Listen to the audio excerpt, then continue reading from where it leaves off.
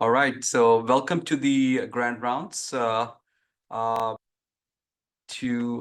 Join me and introduce our guest speaker, Dr. Jan Goldberg. Bill? So thank you very much, Partho. So today I'm delighted to announce our Grand Round speaker today. This is Professor Lon Goldenberg from the University of Rochester.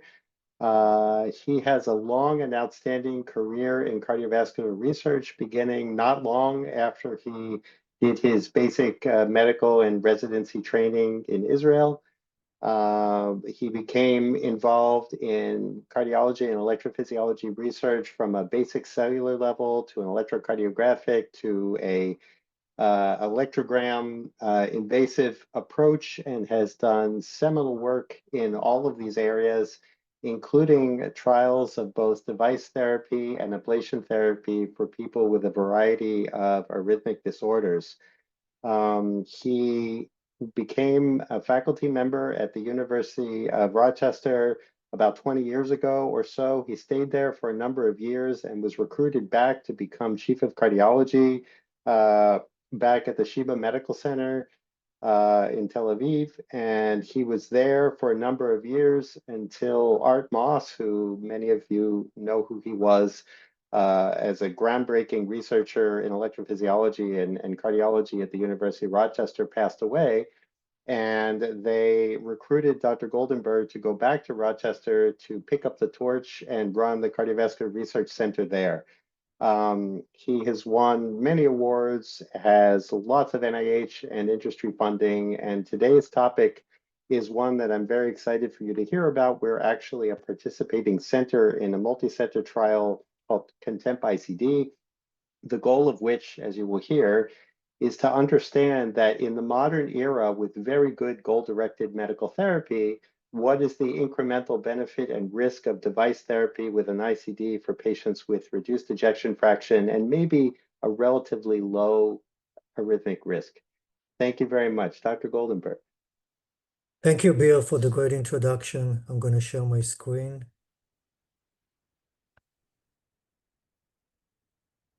I hope you can all see my screen. So again, Yes. Thank you for the introduction. And in this talk, I would like to focus and stress on why we believe that there is a need to reassess the role of primary prevention ICDs in contemporary patients with heart failure and reduced ejection fraction, both ischemic and non-ischemic heart failure, with a focus on the CONTEMP ICD trial in which Rutgers is going to be participating and was recently activated to participate as one of the initial centers in the feasibility phase of the trial. Eventually, we'll need to enroll 30-90 patients in this clinical trial.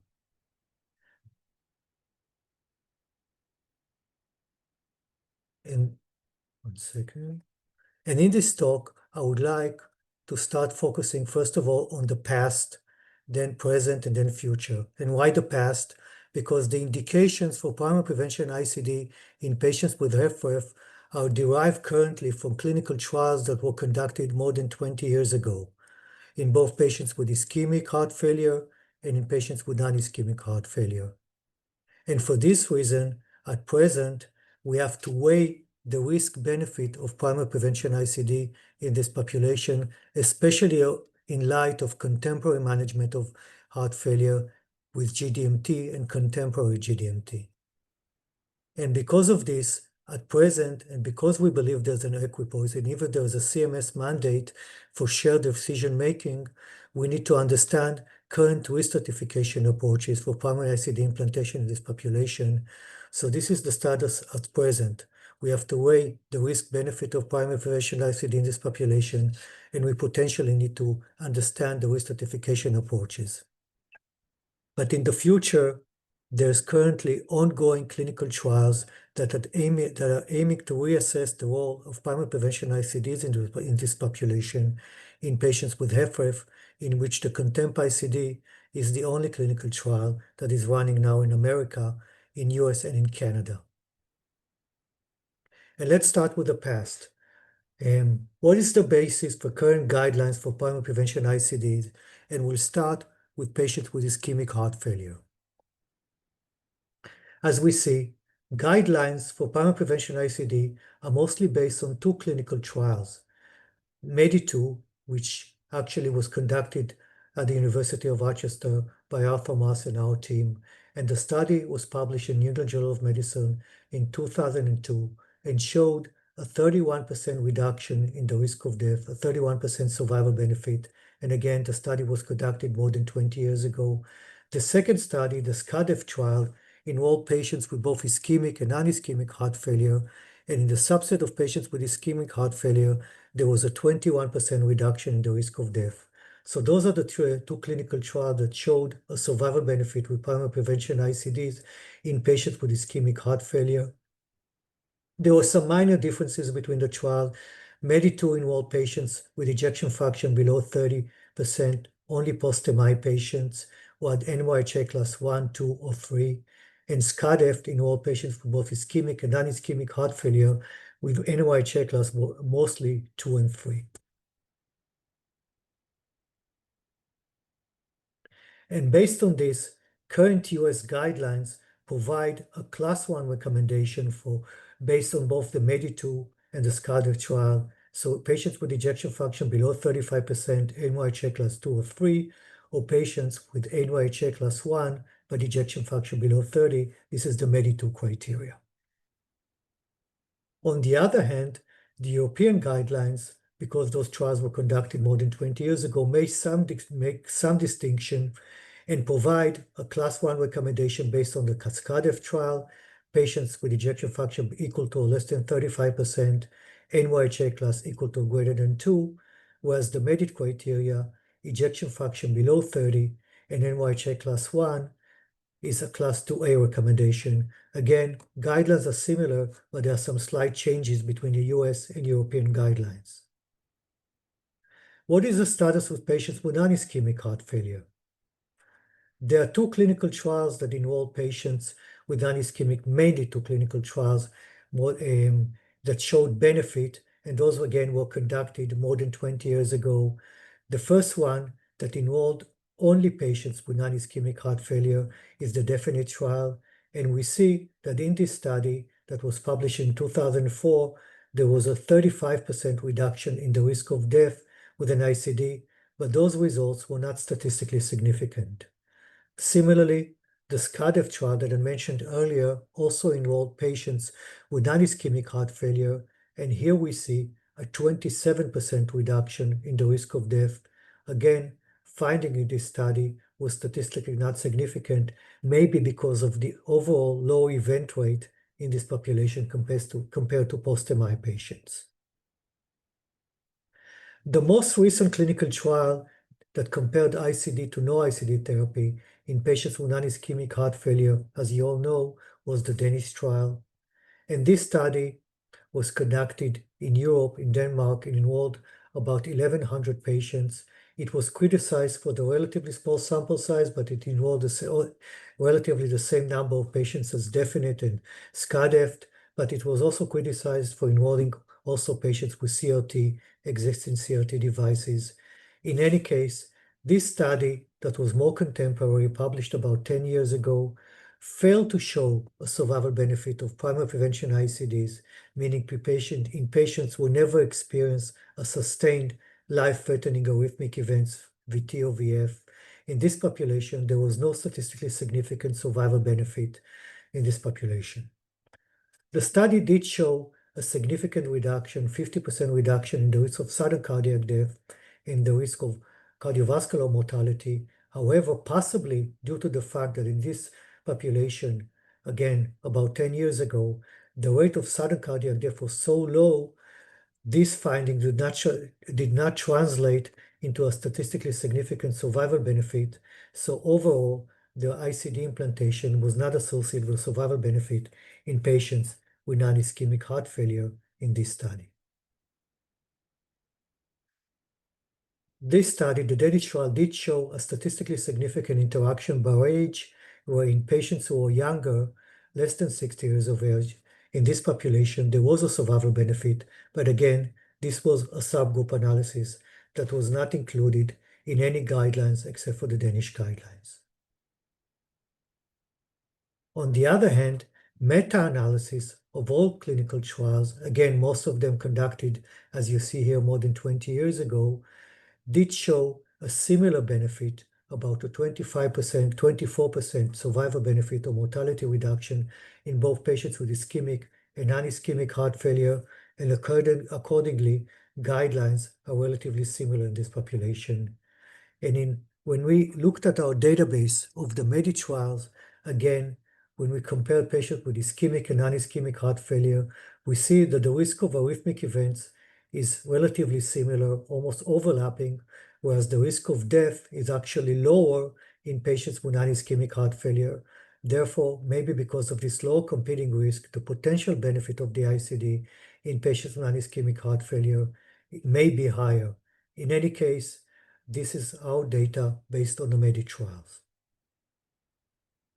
Because of this discrepancy and because of the Danish trial, the European guidelines downgraded the indication for ICD, primary prevention ICD, again in patients who never experience a sustained life-threatening sustained VTVF, to 2A in patients with non-ischemic heart failure. And they also require the European guidelines for patients with non-ischemic heart failure to undergo genetic testing if there is a family history in a first-degree relative, or if the non-ischemic heart failure occurs at a young age, and also in patients who have AV conduction delays.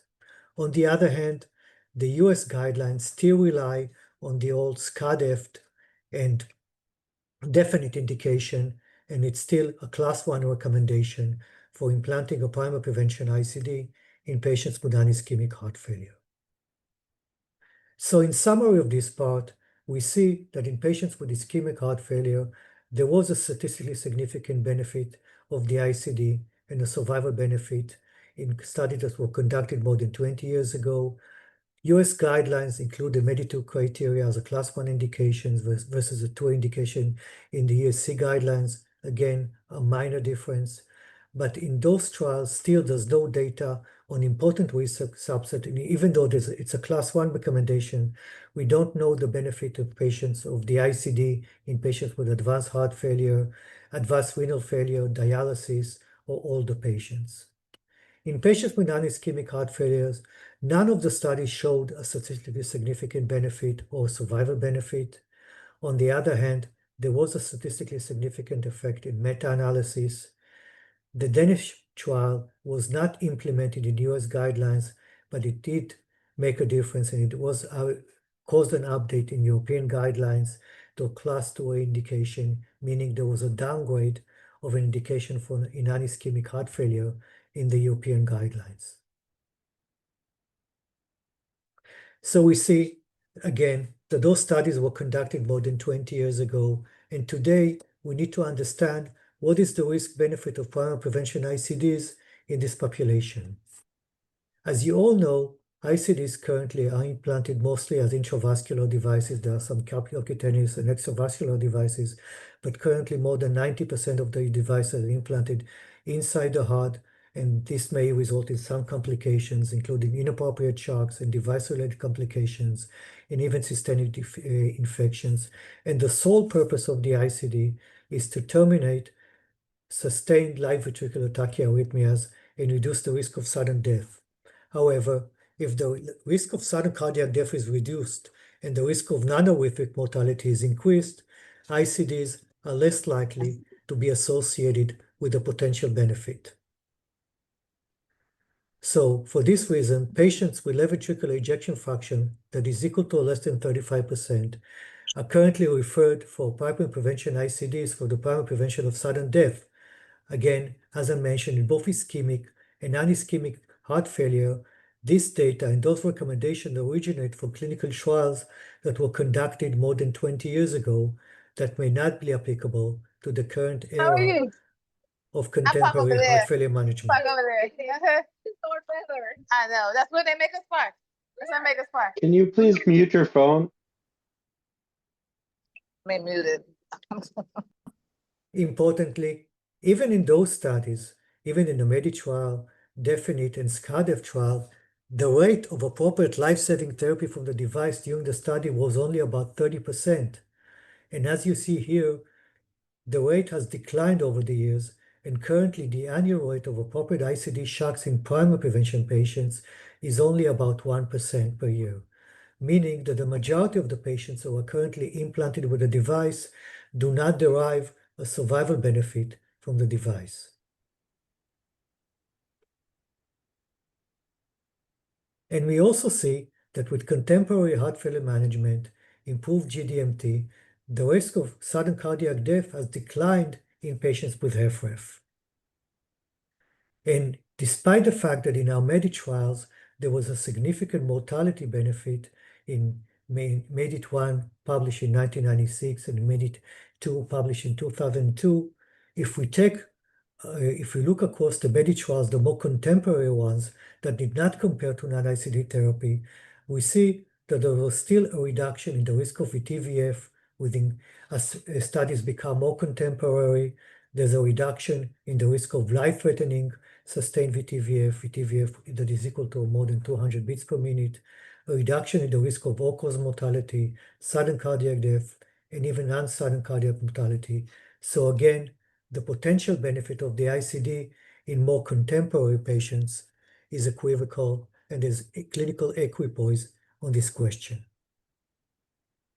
And as I mentioned, the most recent clinical trial, published in 2016, failed to show a survival benefit of the ICD in patients with non-ischemic heart failure.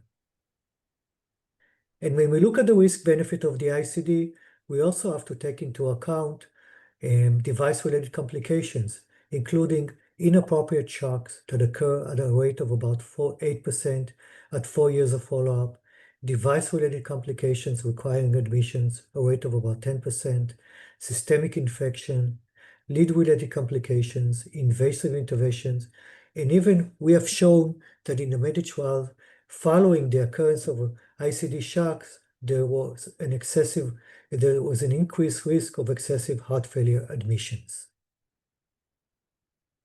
And today, we have to take also into account the reduced risk of all-cause mortality, sudden cardiac death, and heart failure mortality with improved medical management, including ARNI, SGLT2 inhibitors, improved rates of rehabilitations or MRAs, and more optimization of GDMT, again, together with beta blocker therapy. And we see that ARNI is associated with a significant reduction in the risk of all-cause mortality and cardiovascular death, hospitalization for heart failure, and again, death from any cause, but importantly, cardiovascular mortality. And similarly, the same goes for SGLT2 inhibitors, again showing a significant reduction in the primary outcome of cardiovascular death and heart failure admissions, cardiovascular death, and also all-cause mortality. And when we take all optimal GDMT together, ARNI, beta blockers, MRAs, and SGLT2 compare to what patients used to be treated more than 20 years ago, we see a significant more than 60% reduction in the risk of all-cause mortality, even without an ICD, meaning that only improvement in GDMT is associated with a significant 60% survival benefit. And we also see that more contemporary GDMT, including SGLT2 inhibitors and ARNI, have now been shown to be associated with a reduction in the risk of sustained ventricular tachyarrhythmias and also the reduction in the risk of sudden cardiac death. So today, at present, there's a need for more personalized selection for primary prevention ICDs in contemporary patients with HFrEF, because we have to weigh the risk-benefit of the ICD. We know that there's low utilization rates. More than 70% did not use the ICDs in landmark clinical trials, and today there's even lower utilization rates of the ICD for appropriate ICD therapy. There's potential side effects, including device-related complications, infections, and inappropriate shocks that affect the quality of life of our patients. And there's also improved heart failure management, improved contemporary GDMT, but also improve non-pharmacologic treatment of heart failure, including coronary revascularization that was not implemented more than 20 years ago, better treatment of valvular disease, and exercise of diet. And for this reason, the indication for primary prevention ICD implantation in all contemporary patients with HFrEF may not be applicable, and there is a need for more personalized selection for primary prevention ICDs in this population. And this gets us to the present because right now there's also a CMS mandate for shared decision-making with our patients. So what are the current risk stratification approaches for primary prevention ICDs? Again, in patients who never experienced sustained VT or VF in the past, just implanted an ICD for primary prevention in patients with HFrEF. The main risk stratification approaches include non-invasive ECG parameters, imaging markers, especially cardiac MRI, and a clinical risk stratification approaches. And I'm going to touch briefly on each of those three components. With regard to non-invasive ECG risk stratification approaches, those have been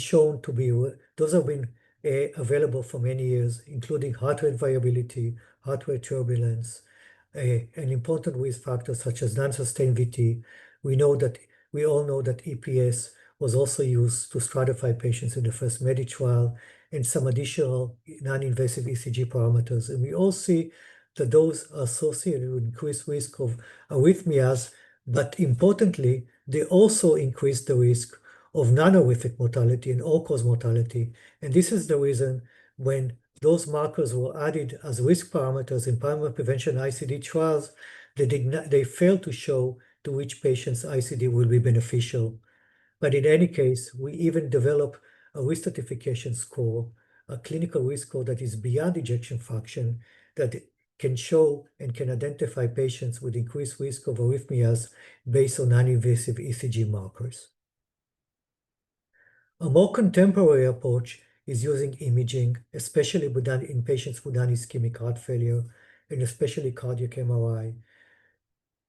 Mid-wall fibrosis was shown to be an important marker of arrhythmic risk, as you see here, but again, it also predicts the risk of non-horrific mortality, including all-cause mortality, cardiovascular mortality, and heart failure death. So it may not differentiate only patients who will die from horrific mortality. But we see that for all those endpoints, what is unique about cardiac MRI, that it can identify patients with increased risk regardless of ejection fraction. But again, for all the endpoints. And lead gadolinium enhancement was shown to be a pronounced marker of arrhythmic risk, including a more than 6-fold increase in the risk of arrhythmic events, even in patients with a higher ejection fraction than 35%, and especially in patients who are candidates for primary prevention ICD, nearly an 8-fold increase in the risk. But again, we have to remember that it is also a marker of increased risk of non-horrific mortality. And as we see here, the occurrence of lead gadolinium enhancement is a marker of increased risk of arrhythmic events, especially in primary prevention patients, and again, regardless of ejection fraction. And as we see here again, patients at the highest risk of arrhythmic events with an annual event rate of 7.2 increase, again, patients with non-ischemic heart failure are positive for LGE and have ejection fraction that is equal to less than 35%. But I want to remind you again that the risk of non-horrific mortality is also increased with LGE positive patients in this population. And for this reason, we developed a clinical risk stratification approach that incorporates the risk of arrhythmic events versus the competing risk of non-horrific mortality.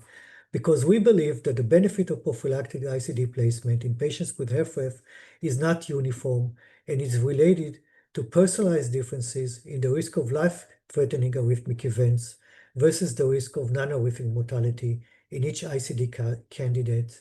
And for this reason, we developed the MEDIT ICD benefit score in a population that included all the MEDIT trials, more than 4,000 patients.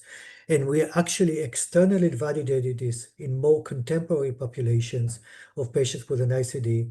Currently, there's five studies that have shown that the benefit score applies to contemporary patients with HFrEF. And the benefit score is relatively simple. There's a score for VT-VF, but there's also a score for the non-horrific mortality, including very simple clinical parameters, including ejection fraction, history of atrial fibrillation, heart rate, blood pressure, age, sex, history of previous non-sustained VT. Patients who are eligible for a CRT have increased risk of non-horrific mortality. This is the score for non-horrific mortality that includes more comorbidities such as diabetes, low BMI, a low ejection fraction, and a higher age. And we see that patients with a benefit score of less than 50, and as the benefit score goes down, the risk of arrhythmic events goes down, and the risk of non-horrific mortality increases. So patients, and this is a score that can be calculated relatively easily online based on those very simple clinical parameters. And we see that patients with a score of less than 50 have a very high risk of non-horrific mortality that is close to 30%, but they have a significantly lower risk of sustained VT-VF and the risk of arrhythmic events that is less than 10%, and these are the 3 years rate. On the other hand, patients with a benefit score that is equal to or greater than 50 have a high risk of arrhythmic events versus a low risk of non-horrific mortality.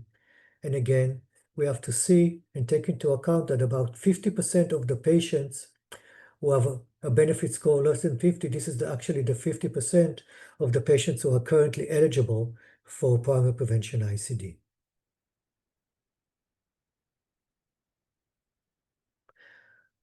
And now I would like to focus on future directions, because right now there are multiple clinical risk scores. We know that contemporary GDMT reduces the risk of arrhythmic events, reduces the risk of sudden cardiac death, all-cause mortality, and there's even more than 60% with that improvement in survival benefit if we use the 4 pillars of GDMT in patients with HFrEF.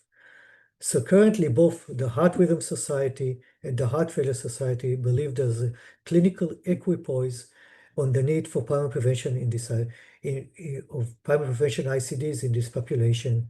And for this reason, currently there are 3 ongoing clinical trials that are aiming to reassess the role of primary prevention ICD in patients with HFrEF. The PROFIT era is currently conducted in Europe, and these clinical trials aim to evaluate the benefit or harm of routine ICD implantation, again, primary prevention ICDs, in contemporary patients with HFrEF.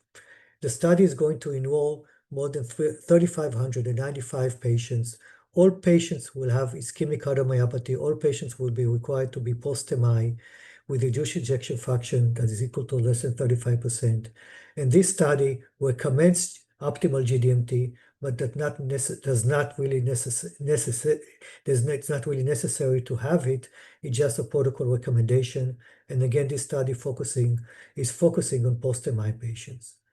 And this study is a non-inferiority clinical trial hypothesizing that non-ICD is non-inferior to ICD in this population in post-MI patients. The British trial is actually a superiority clinical trial. It will only enroll patients with non-ischemic heart failure who have a positive MRI. And in this population, patients will be randomized to ICD versus no ICD. And the hypothesis that in patients with a positive LGE, ICD will be superior to non-ICD. And this is the British trial. We have now initiated the comparative effectiveness of ICD versus non-ICD therapy in contemporary patients with heart failure at a lower arrhythmic risk. And this study will randomize 3,290 participants with ischemic or non-ischemic HFrEF who are on optimal GDMT and have a low arrhythmic risk, and I will touch on that. We will enroll 3,290 participants from 150 US and Canadian sites, and all those patients will be randomized to non-ICD versus ICD treatment arms. So the CONTEMP ICD trial, in which Rutgers has now been initiated to be part of the feasibility phase, is a prospective, multi-center, open-label, randomized clinical trial, again, enrolling 3,290 participants with HFrEF, both ischemic and non-ischemic heart failure, or unstable and optimal GDMT, or all patients are eligible for primary prevention ICD based on current guidelines, but have a higher predicted risk of non-horrific mortality versus the risk of sustained VTVF. In all participants will be randomized to non-ICD versus ICD treatment arms. And again, this is a non-inferiority clinical trial, and we hypothesize that in this population, in those HFrEF patients who have a low arrhythmic risk, non-ICD versus ICD will be non-inferior with respect to the primary endpoint of all-cause mortality, but also superior, meaning that there will be less complications with respect to the secondary endpoint of survival free of major cardiovascular events. And because in the US we are more careful, we have implemented several ethical barriers and several restrictions in the study. So we'll require consistent GDMT optimization. So only patients who have a GDMT score, they are either treated on all 4 pillars of GDMT or have a GDMT score that is equal to or less than 6, and I will touch on that, will be eligible to be enrolled in the trial, because we don't want patients who don't get an ICD to also be suboptimally treated with GDMT. We will exclude patients who have a high risk of arrhythmic events by implementing the MEDIT ICD benefit score in the study.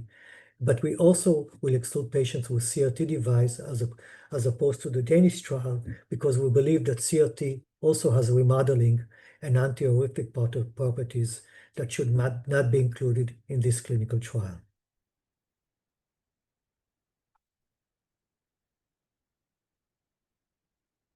With regard to the GDMT score, our study, this score was developed by the Heart Failure Society, the FDA, and together with the NIH, and together with leading heart failure experts.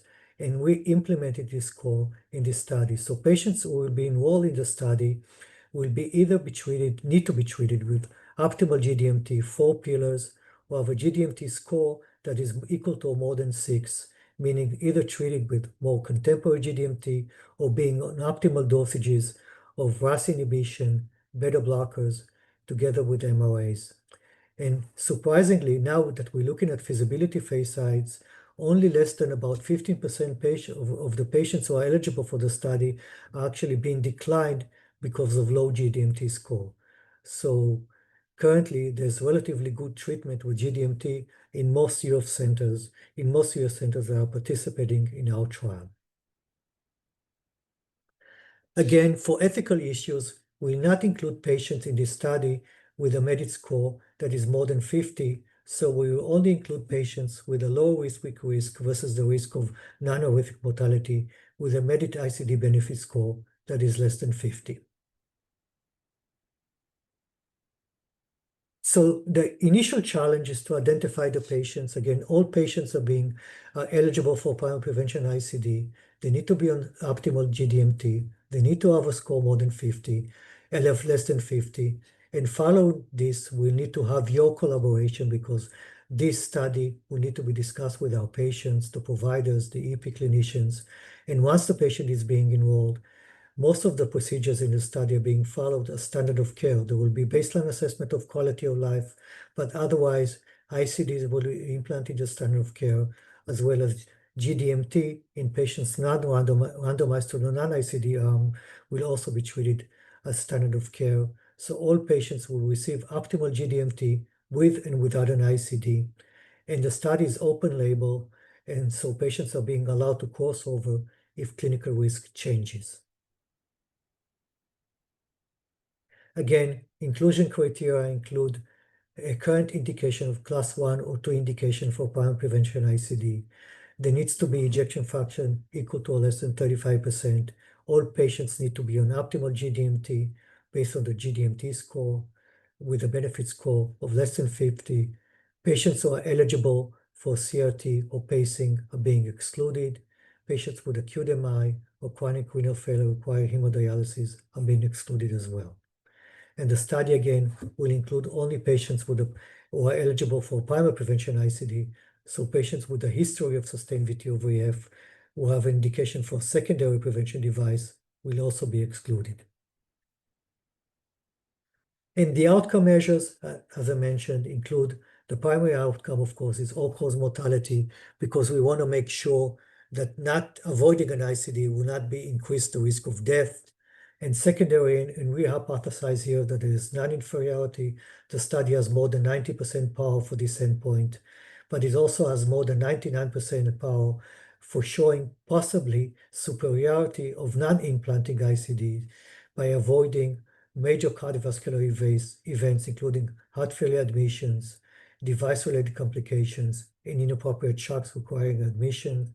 We also hypothesize there's going to be less healthcare utilization in patients without an ICD and potentially improve quality of life. As I mentioned, the study is a non-inferiority clinical trial, and this required us, because of relatively strict borders of non-inferiority, to increase the sample size to more than 3,000 participants. And this is why right now we got approval, we got support from 115 sites across the US and in Canada. The study is being funded by the Patient-Centered Outcome Research Institute, PCORI, so there's no industry support for this study, of course. We are running the study from the University of Rochester, so we're actually trying to prove that our studies conducted more than 20 years ago, including the MEDI trials and MEDI2, may not be relevant for contemporary patients with heart failure. The steering committee is comprised of both the Heart Rhythm and Heart Failure Society. There's an engagement committee of patient partners, and there's also pharmacological counseling, because we want to make sure that all patients are optimized during the trial. So if there's any reason for decline of contemporary GDMT, we are offer counseling for patients who enroll in the study.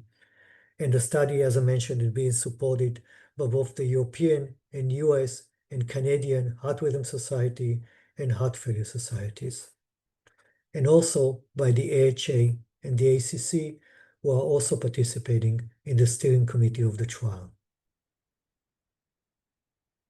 We have recently published simultaneously in the Heart Rhythm Journal and the Journal of Cardiac Failure the rationale for our study, again, reassessing the need for primary prevention ICDs in contemporary patients with heart failure, and the rationale for this paper, for this study, can be found published in those two journals. So in conclusion, we have discussed the past, because current data on the survival benefit of the ICD, especially in primary prevention ICD in patients with ischemic and non-ischemic heart failure, are limited to clinical trials that were conducted more than 2 decades ago. And for this reason, at present, there needs to be shared decision-making and personalized risk assessment, and this should be implemented in primary prevention ICD candidates. And this should incorporate, in Europe, there's a recommendation for genetic testing, clinical, ECG, and advanced imaging, as I mentioned. But now there's hope for the future, because ongoing clinical trials are expected to inform us and update guidelines on the benefit of primary prevention ICDs in patients with both ischemic and non-ischemic heart failure who are treated with contemporary GDMT. And with this, I want to thank you. Thank you very much, Dr. Goldenberg. I'm going to take, before I open the floor to questions, which are already coming in, I'm going to take the speaker's prerogative, besides to thank you for this excellent presentation, to ask at least one of the 3 questions that I wrote down. This one's a little bit EP-centric, but that's okay.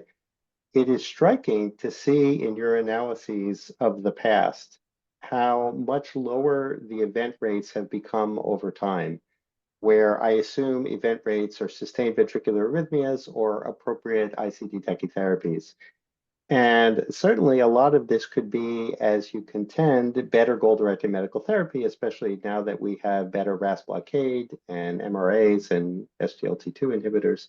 Could another possibility the Made It RIT study that gave us the courage to wait a longer period of time before techie therapies and to restrict most of them in primary prevention patients to 200 beats a minute or more?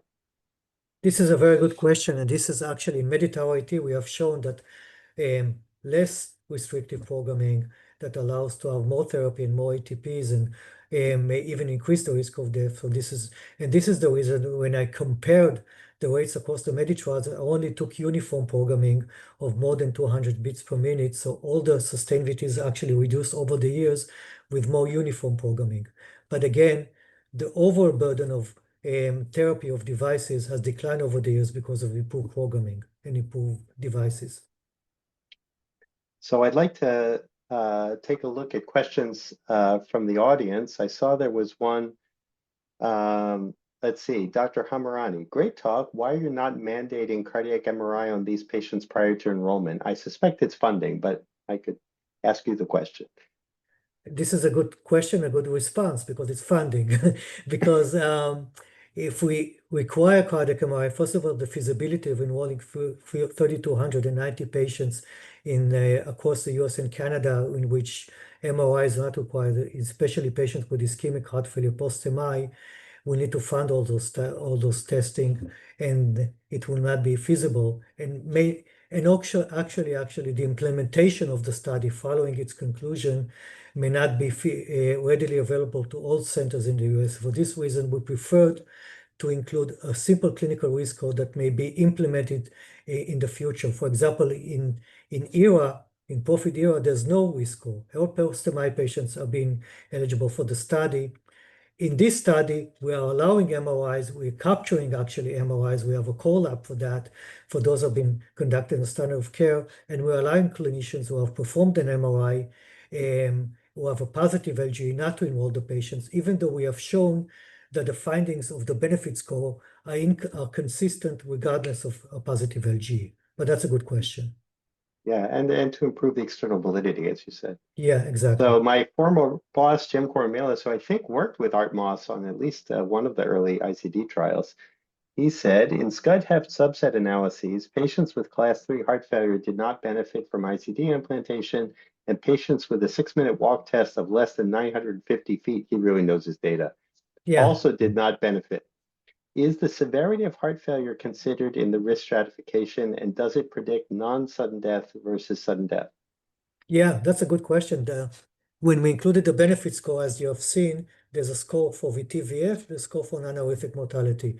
And as heart failure NYHA class increases, the risk of non-horrific mortality actually increases, so the benefit score goes down. There's another question. It's from RWJMS Mobile and some hexadecimal. It may be one of the fellows. Thank you for this fantastic talk. There can be normal EF, but might have residual scar. How can you make determination for devices in this subset? These patients could have improvement in their EF. Oh, sorry, it's from Dr. Maganti. I assume that's sort of akin to the LGE studies that showed there can be high rhythmic risk in patients with a higher EF and bad scar burden. But yes. Yeah, so those studies have shown that the risk of arrhythmic events in this population is independent of ejection fraction.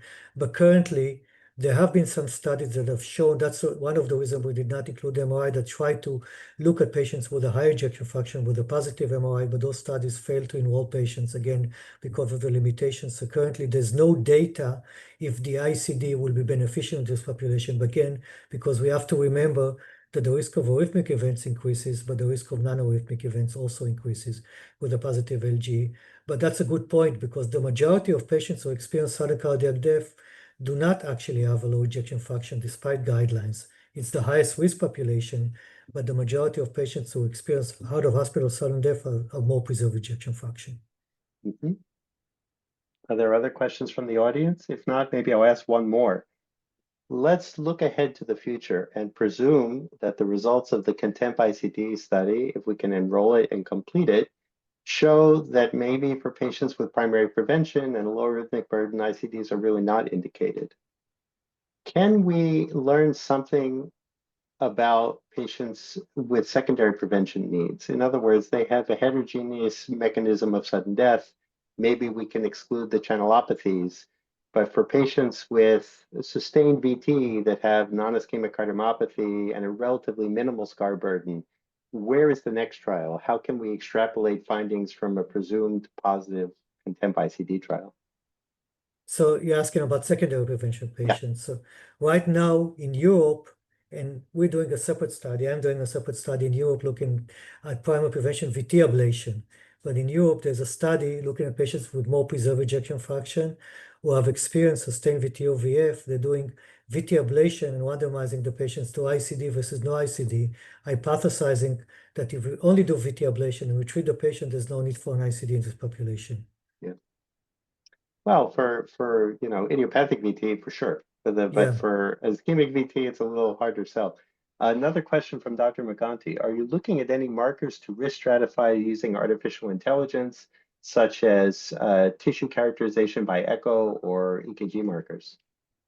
We're doing this as a separate analysis. We have a large database, but we're going to use the CONTEMP ICD database for further analysis because we will have the imaging data, and all the sites that are participating, especially you in the feasibility phase, will have access to this information. Wonderful.